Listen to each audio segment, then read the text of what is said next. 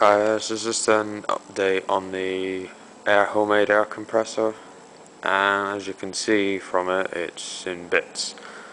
The reason why that is because one of the sort of disc valves, they must have gotten into an argument with number 3 piston, and they've had a fight, and it's punched up the piston pretty bad. Well, I mean, the top of it's damaged, but nothing else wears bad in it. The bore is good on it, and that's the disc. As you can see, yeah, it's ruined. It lost this fight, and when I took the head off, it was just sort of sitting like that.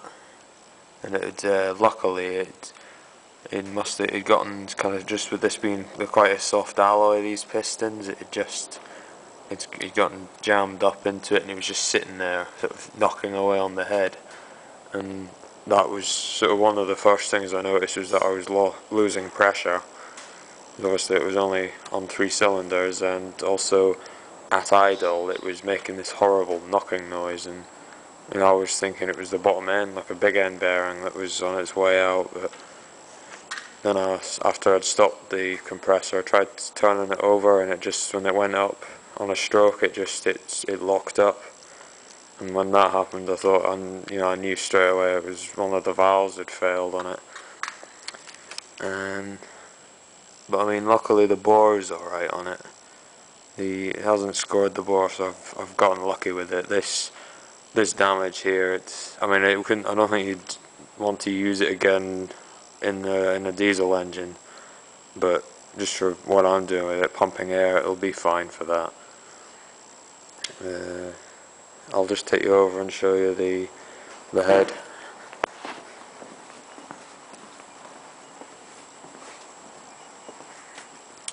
Here's the head here. This is the inlet side. I've just finished the repair work on it.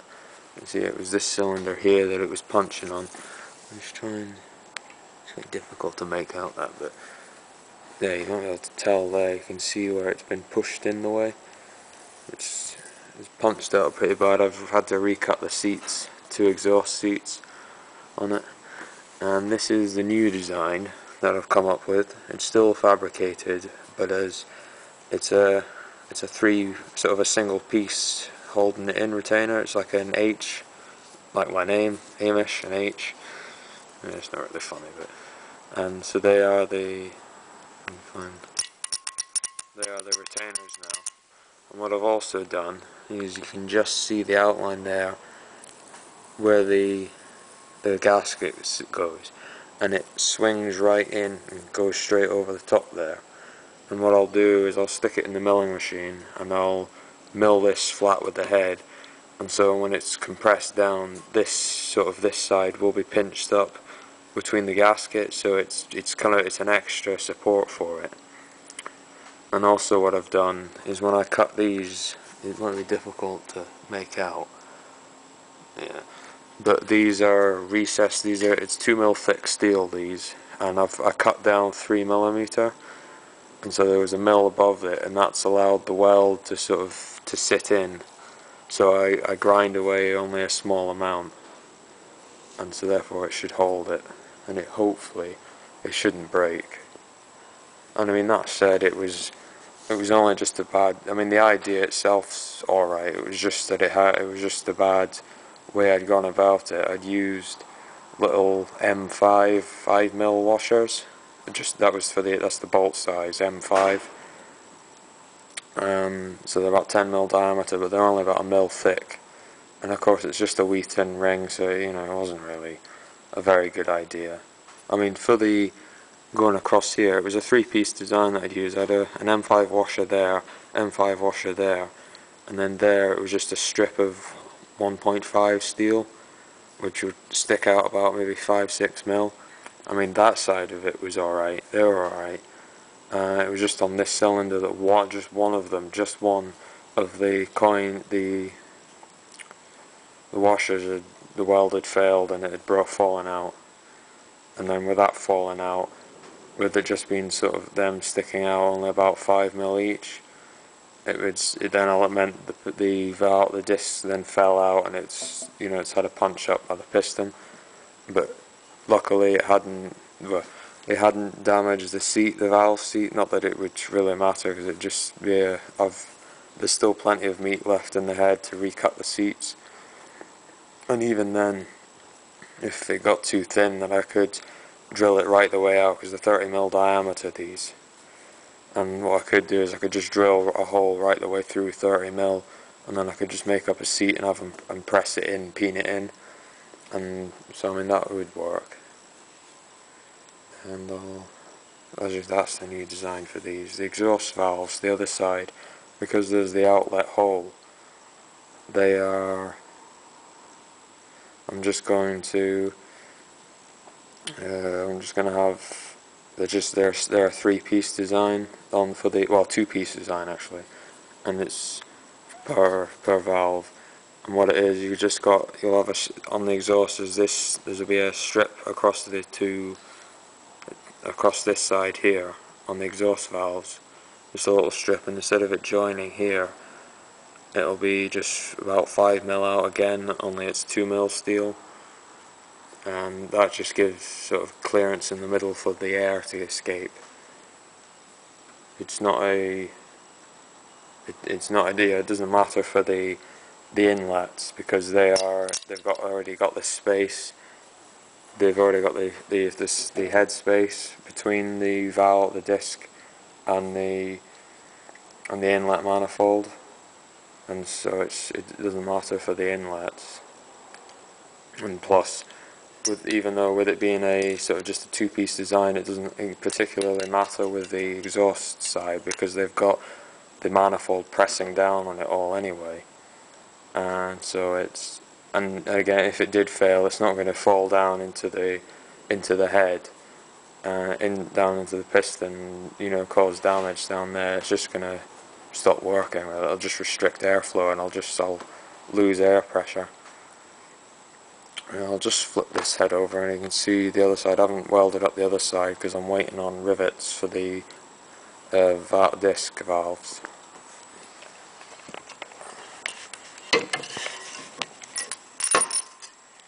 They're all clanging away as they fall down. So this is the exhaust side. And as you can see what it is, this isn't focusing very well. You can see they're just little cutouts. I just used a 10mm end mill to do these. And so I just went in 3mm, 3mm, and just straight across the middle at 3mm, and again 3mm, 3mm. And I'll just go and get some of the retainers.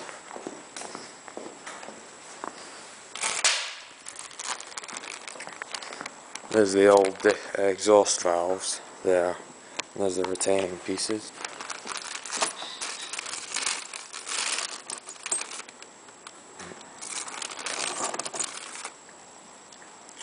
Okay, so it will sit in like that. That'll be your one piece there, and then your other bit there. And so that's how it will sit.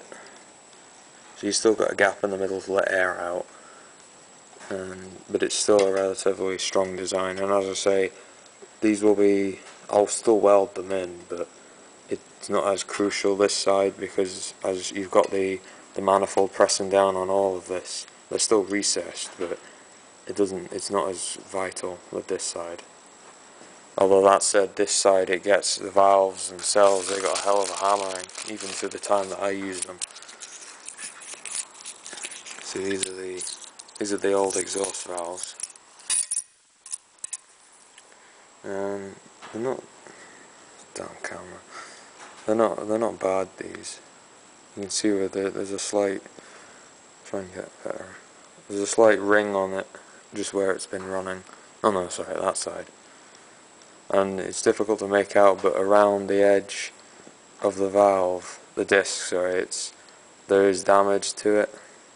But that was, with it being just a little wee repair washer, a penny just washer sticking out as the retainers. It was in. With this disc, it's allowed to move around a bit. If it was with it being like fully over to one side, it was only catching on the retainer by, you know, a small amount, and so therefore it was damaging it a bit. I mean, they're still working, alright, but the new design that I'm using, well, I'm still using discs, but I'm using smaller ones and they're slightly thicker. And it's just I'm using smaller diameter ones just to allow more airflow. But also the guy that I get these off, they're getting a new machine in. Because the people that I got them off eBay, and the guy that made them, they're getting a new machine in, and he hasn't replied to my emails on eBay. So these other washers I have, they're just hanging around, so that's what I'm going to use. So when it was a good opportunity there just to show the head, to see what it looks like. I mean, that's the design of it. And you'll see in Charger Miles 007's videos, he uses little retaining screws, machine screws, and that would be the better idea. But the problem is that I'm faced with is that there's, as you can see, there's four valves per cylinder. There's 16 altogether, and so I mean, what would that be? It'd be like 12, 24, 36, 48. There'd be 48. I think that's right. 48 M3 taps. That would be what it would be suitable for me. M3. So it would be M3 taps. 48 of them I'd have to do. And when I was doing that, just with a single cylinder head that I was making just as a test head, tapping them, I think I broke about 2 taps doing it, and it just wasn't really going to work out. And then sod's law, if one of them did break in this head, with them being so small, the only way I was able to get them out was to blast them out with the oxypropane. And I don't really want to be doing that. I don't want to be heating the head up in one area in case it warped, because then I'd have to get it skimmed, and it's just this way. I think I'm confident this time that'll be it. It'll work fine forever. I won't have to deal with it again. And so, as I say, it's not as good as Charger Miles 007's idea, his way of doing it. Because with his one, he can then undo some screws and then he can remove the valve. So it is a better way but it's just the time. I don't really have the time to do that, and I don't fancy having to buy about 100 odd M3 taps just to do it. Or have to pay someone to remove the taps. I don't know how much that would cost to remove them, but I don't think it would all add up in the end. So then that's it. Just seen the head there, seen how it all works. Just with the valves there, they just lift in and out. There's a video on Charger Miles 007's page where it shows the valve working away. So he's got some good videos on there. But have you seen, that's how it all works, and that's what you've seen the pistons, that's what it looks like after the head's been removed on a Rover 2.25 diesel.